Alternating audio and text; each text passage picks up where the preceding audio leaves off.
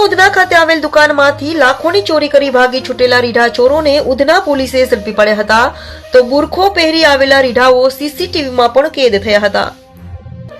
સુરતમાં ચોરીની વધી રહેલી ઘટનાઓ વચ્ચે લાખોની ચોરી કરી ભાગી છૂટેલા રીઢાઓને ઉધના પોલીસે ઝડપી પાડ્યા હતા। સુરતના ઉધના ખાતે બુરખો પહેરી એક દુકાનમાંથી ઘૂસી ત્યાંથી 11.85 લાખની ચોરી કરી બે રીઢાઓ ભાગી છૂટ્યા હતા। રીઢાઓ ચોરી કર્યા બાદ એક ચિઠ્ઠી પણ દુકાનમાં છોડી ગયા હતા, તો સમગ્ર ઘટના સીસીટીવીમાં કેદ થઈ હોય, જેના આધારે ઉધના પોલીસે તપાસ હાથ ધરી હતી અને બંને રીઢાઓને ઝડપી પાડ્યા હતા। ઝડપાયેલા રીઢાઓએ ચોરી કર્યા બાદ ભગવાન પાસે માફી પણ માંગી હતી। હાલ તો ઝડપાયેલા બંને રીઢાઓ વિરુદ્ધ 70 જેટલા ગુનાઓ નોંધાયા હોવાનું પણ સામે આવ્યું છે।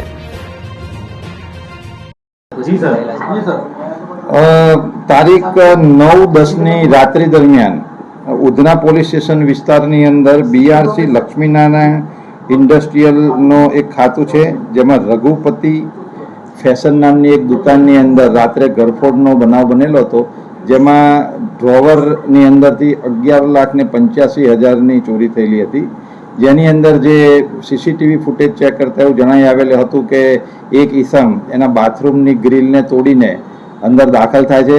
એણે મોઢા ઉપર બુરખો બાંધેલો હતો, એટલે જેની ઓળખ થઈ શકતી નથી, પરંતુ ગ્રીલ તોડીને રૂમમાં આવી 11,85,000ની એને ગરફોડ કરીને ચોરી કરેલી હતી।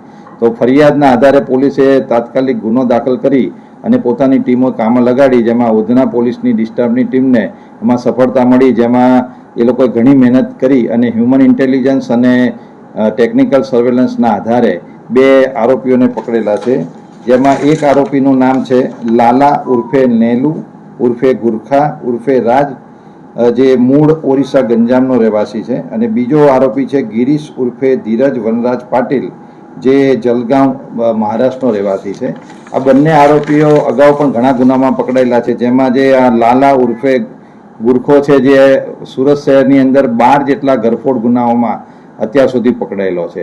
આ લોકોને જ્યારે ધરપકડ કરવામાં આવી, તેમાં જે લાલા પાસેથી 5,08,000નો મુદ્દામાલ અને બીજો આરોપી છે ગિરીશ પાટીલ, એની પાસેથી 5 લાખ એમ કુલ 10,08,000નો મુદ્દામાલ પોલીસે રિકવર કરેલો છે।